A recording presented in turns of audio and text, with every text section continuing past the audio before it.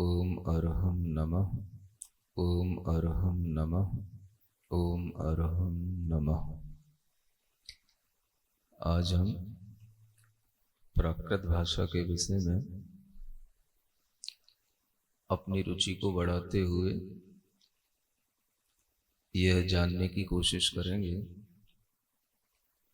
कि प्राकृत भाषा सीखना हमारे लिए नितांत उपयोगी है। उपयोगिता दो प्रकार की होती है। एक तो अपनी ज्ञान वृद्धि के लिए और दूसरा पूर्वाचार्यों की संस्कृति को प्रवहमान करने के लिए। और इन दोनों ही उपयोगिताओं को यदि हम ध्यान में रखें तो प्राकृत के माध्यम से हमारे अंदर जहां एक तरफ ज्ञान की वृद्धि होती है, वहीं पूर्व आचार्यों की परंपरा का प्रभाव भी आगे बढ़ता है। परंपरा का प्रवाह उस परंपरा को जानने वाले, समझने वाले जितने अधिक लोग होंगे उन्हीं के माध्यम से बढ़ेगा। कोई भी परंपराएं तब रुक जाती हैं जब उस परंपरा में कहा हुआ साहित्य, उसकी भाषा और उसके छंद काव्यों को पढ़ने वाले लोगों का अभाव होने लग जाता है। हमारे अंदर ये भावना होनी चाहिए कि हम हमेशा पूर्व आचार्यों की वाणी का स्मरण करें। भगवान तीर्थंकरों के होने के बाद जो वाणी तत्व ज्ञान के साथ में हमारे पास तक आई, उसमें सबसे पहले आचार्यों ने उस तत्व ज्ञान को निबद्ध करने का और उस तत्व ज्ञान को प्रवाहित करने का जो पुरुषार्थ किया, उसमें सर्वप्रथम प्राकृत भाषा का ही उपयोग किया। इसलिए प्राकृत भाषा में जो प्राचीन ग्रंथ उपलब्ध हैं, वे ग्रंथ आज हमारे लिए हमारी संस्कृति की बहुत बड़ी धरोहर है। आप जानते हैं, सर्व प्राचीन मंत्र, अनादि निधन मंत्र, जिसे हम अपराजित मंत्र कहते हैं, वह णमोकार महामंत्र है। और यह भी एक मंगलाचरण है उन षटखंडागम सूत्र ग्रंथों का जिन्हें आचार्य पुष्पदंत और भूतवली देव ने रचा। ये ग्रंथ प्राकृत भाषा में है। इससे भी पूर्व का एक ग्रंथ है जिसे कसाय पाहुड़ ग्रंथ कहते हैं। ये प्राकृत भाषा का ग्रंथ है। और इसी तरह से इनके बाद में आचार्य कुंदकुंद हुए, उन्होंने जितने भी पाहुड़ों की रचना की, वो सभी पाहुड़ प्राकृत भाषा में रचे गए। ईसा की प्रथम शताब्दी के लगभग ये सभी जो आचार्य हुए, इन सभी आचार्यों ने उस समय पर प्राकृत भाषा को ही अपनाया, क्योंकि प्राकृत भाषा उस समय पर बहुतायत से लोक में प्रचलित थी। लोक भाषा के रूप में इसे जाना जाता था। सामान्यतया लोग जिस भाषा में बात करते हैं वह लोक भाषा ही प्राकृत भाषा कहलाती है। और वही प्राकृत भाषा जब प्रवाह को प्राप्त होती है तो फिर उसे संस्कारित करने के बाद में, उसे कुछ व्याकरण के नियमों से बांध देने के बाद में उसका जो रूप बनता है वो संस्कृत रूप कहलाता है। आप ये ध्यान रखें कि जब किसी चीज का कोई एक सामान्य रूप होता है तभी उसे संस्कृत किया जा सकता है। संस्कृत माने उन्हें किन्हीं नियमों की तहत उसे सुसज्जित करना, उसे किसी नियमों की तहत किसी विधा में ढालना, ये उसका संस्कार कहलाता है। और इस संस्कार से वह संस्कृत बन जाती है। तो मूल चीज पहले होनी चाहिए। जैसे आपने कोई लौकी की सब्जी बनाई तो पहले तो वो लौकी की सब्जी लौकी के साथ ही बनेगी। बाद में उसका संस्कार करने के लिए हमने उसमें मिर्च, मसाला, बघार जो कुछ भी डाला, तो ये क्या हो गया, उसका संस्कार हो गया। मूल में सब्जी होगी तो संस्कारित होगी, अगर होगी ही नहीं तो संस्कार किसमें दिया जाएगा? बघार किसमें लगाओगे? पानी में थोड़ी लगाया जाता है। उसी तरह से मूल की जो भाषा है वो प्राकृत भाषा थी, लोक भाषा थी। उस मूल भाषा को हम आज भूल रहे हैं। और आचार्यों ने जितने भी प्राचीन ग्रंथ लिखे हैं वो सब प्राकृत भाषा में लिखे हैं। आचार्य कुंद कुंद पुष्पदंत भूतबली, आचार्य धर्षण महाराज के ग्रंथ, अन्य भी अनेक आचार्य जो सिद्धांतिक ग्रंथ लिखे हैं, जैसे आचार्य नेमिचंद्र महाराज हुए, उन्होंने भी जीव कांड, कर्म कांड, लब्धि सार, छपड़ा सार, इन सभी ग्रंथों को प्राकृत भाषा में ही रचा। इसलिए हमें अपनी मूल भाषा को पढ़ना चाहिए, सीखना चाहिए और उसका उपयोग भी करना चाहिए। आज हमारे पास में उस प्राकृत भाषा को सीखने के लिए बहुत अच्छे सरल तरीके हैं, उपाय हैं। और उस प्राकृत भाषा की व्याकरण को समझ करके कुछ छोटे छोटे पुस्तकों के रूप में, जिसे पाई सिक्खा भाग 1, 2, 3, 4 के नाम से रखा गया है, इन भागों के साथ में उस प्राकृत की व्याकरण, उस प्राकृत के शब्दों की रचना, छोटे छोटे क्रियापदों के माध्यम से छोटे छोटे वाक्यों की रचना बनाने का एक उपक्रम आपके सामने इन छोटी छोटी पुस्तकों के माध्यम से है, जिसे पढ़कर के आप बड़ी सरलता से प्राकृत को सीख सकते हैं। थोड़ा सा भी आप लोगों ने हमेशा अपनी कक्षाओं में, लौकिक शिक्षाओं में, कक्षा 8 तक तो सबने संस्कृत पढ़ी ही होती है, और संस्कृत में जिस तरह से रूप बनाना, वाक्य रचना करना सिखाया जाता है, उसी तरह से प्राकृत में भी रूप बनते हैं, वाक्य रचनाएं होती हैं। तो उसी प्रक्रम को आगे आपको बढ़ाते हुए ये ध्यान रखना है कि प्राकृत भाषा को हम सीखें, जानें, और वो संस्कृत से सरल है, डरे नहीं। जब हम किसी चीज को पढ़ने की इच्छा रखते हैं तो वो चीज हमारे लिए सरल हो जाती है। हमारे अंदर इच्छा शक्ति भर होनी चाहिए। और जब हम इस तरह से पढ़ते हैं तो आपको अनेक प्राचीन ग्रंथ मिलेंगे जिन ग्रंथों में प्राकृत भाषा का बहुत सारा उपयोग किया गया है।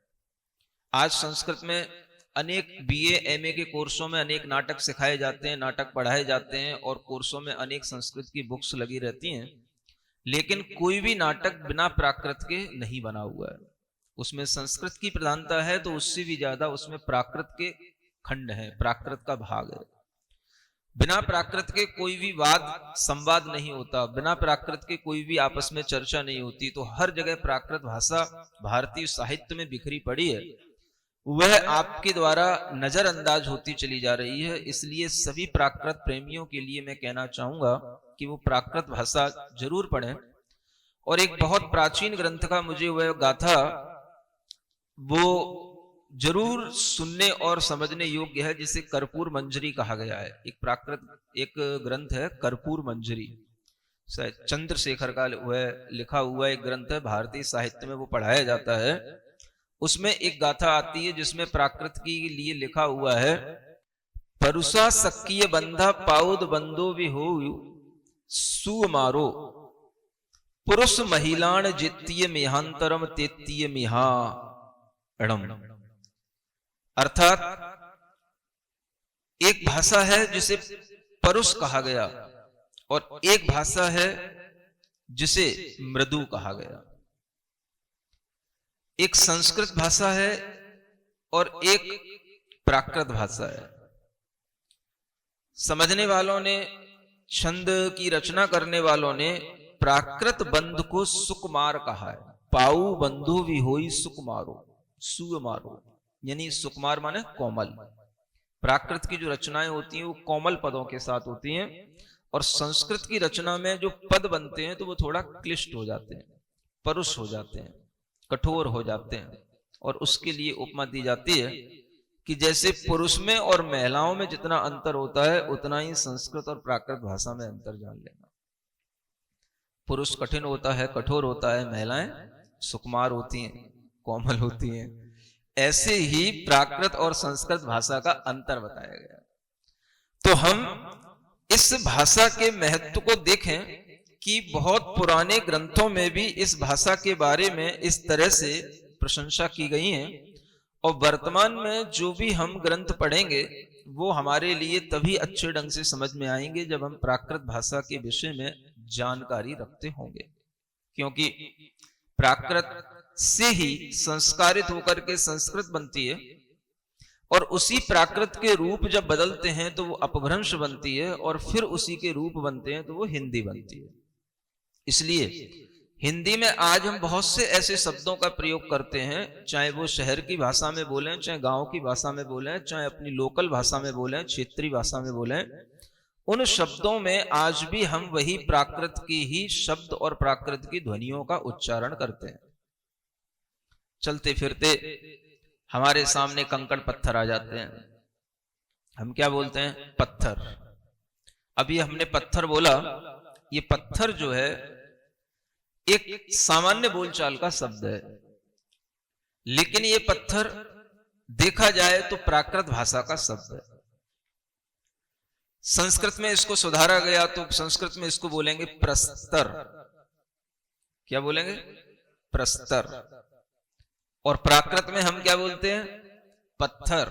और आज भी हम हिंदी में उसको पत्थर ही बोलते हैं। कोई भी जगह पर हम अपनी दृष्टिपात करें, मान लो हमको घास फूस मिलती है, घास, हमने बोला घास, ये घास कहां से बना? तो ये घास ओरिजिनल शब्द है, प्राकृत का शब्द है। हिंदी में भी आज हम लोक भाषा में भी, क्षेत्रीय भाषा में भी घास ही बोलते हैं, लेकिन जब हम इसकी संस्कृत करेंगे तो वो ग्रास हो जाएगा। ग्रास से घास बन जाता है, गा का घा हो जाता है। इसलिए अनेक शब्द जो रूपांतरित होकर के हमारे सामने आते हैं, ये शब्द बताते हैं कि हमें अगर प्राकृत भाषा का ज्ञान होगा तो हम आज भी समझ पाएंगे कि बोली भाषा में हम कितना अधिक प्राकृत का आज भी इस्तेमाल करते हैं। और जब आज इतना इस्तेमाल होता है तो आगे भी पिछले समय में भी ये इस्तेमाल होता रहा है, ये हमारे ध्यान में बना रहेगा। आपको बताना चाहता हूं कि जो गोस्वामी तुलसीदास जी की रामचरितमानस है, उसमें भी उन्होंने प्राकृत कवियों की प्रशंसा की है।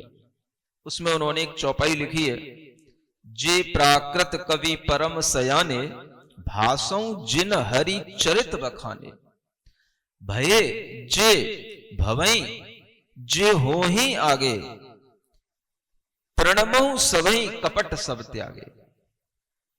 कहते हैं जे प्राकृत कवि परम सयाने, माने प्राकृत भाषा के कवि जो पहले बड़े सयाने कवि हो गए, उन्होंने भी ये चरित्र का बखान किया है। हरि चरित्र मतलब श्री राम के चरित्र का, भगवंतों के चरित्र का।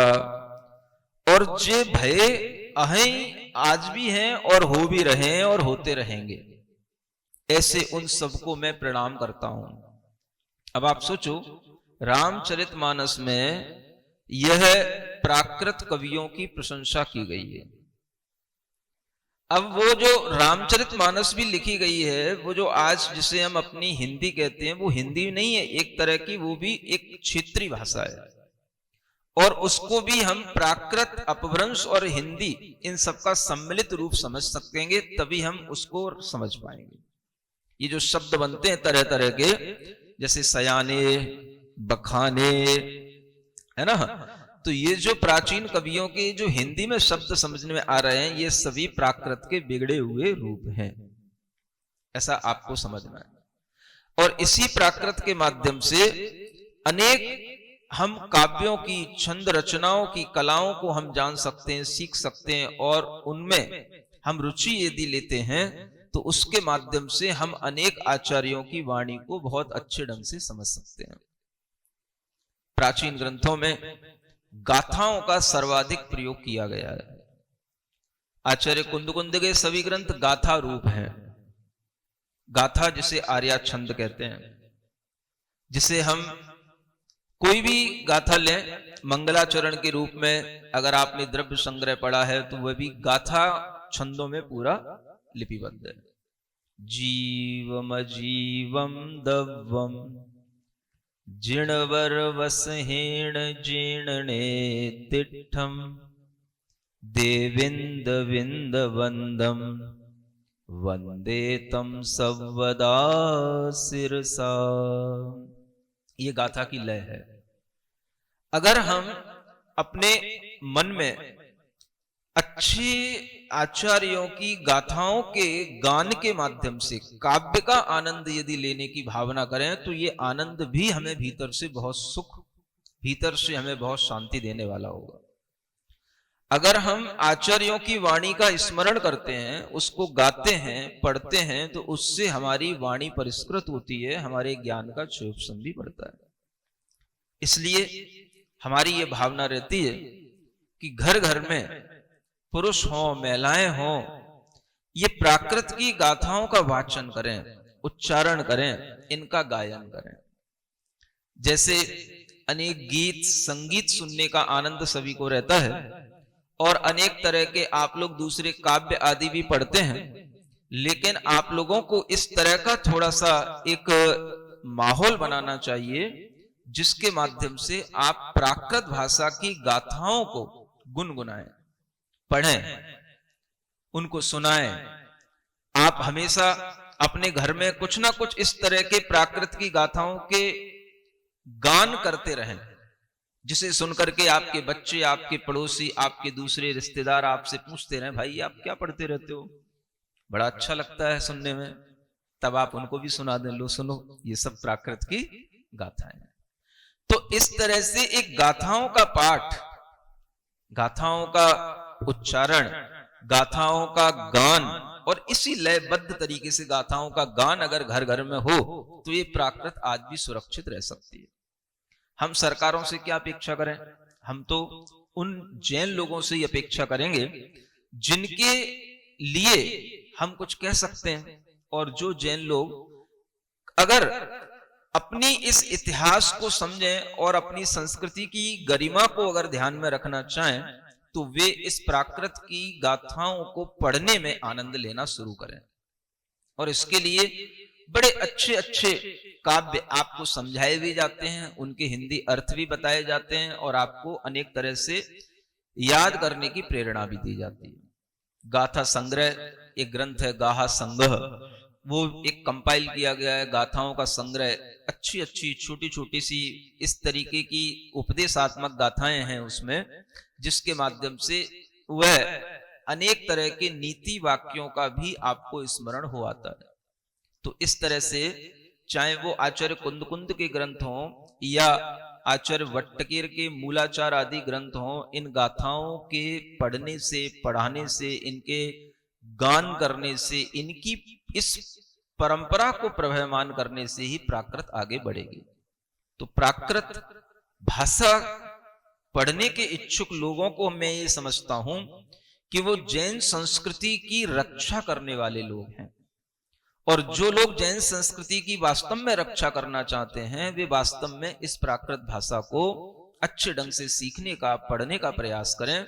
और उनके लिए हर तरह की सुविधाएं हैं पढ़ने की, ऑनलाइन ऑफलाइन जगह जगह पाठशालाएं प्राकृत की खोली जाएं, जिसके माध्यम से लोगों को इन प्राकृत छंदों को पढ़ने का भी ज्ञान हो, और एक आनंद भाव के साथ में ये चीजें उनके लिए सुख समृद्धि प्रदान करने वाली हों।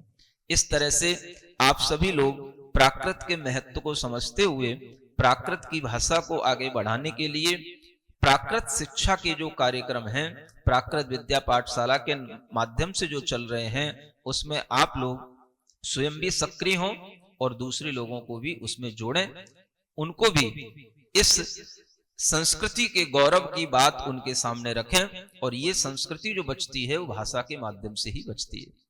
इसलिए जहां भाषा है वहां अपना साहित्य बचा रहेगा, साहित्य बचा रहेगा तो हमारे अंदर का, भीतर का जो धर्म भाव है वो भी बचा रहेगा, हमारे ज्ञान की भी वृद्धि होती रहेगी, और आचार्यों की परंपरा का प्रभाव भी निरंतर चलता रहेगा। इसलिए प्राकृत भाषा आज बहुत ही उपयोगी हो रही है, और इसे सीखने समझने की जिज्ञासा हर एक जैन व्यक्ति के अंदर कम से कम अवश्य होनी चाहिए। जब जैनों में होगी तब हम अजैनों को भी प्रेरित कर पाएंगे। ओम अरहम नमः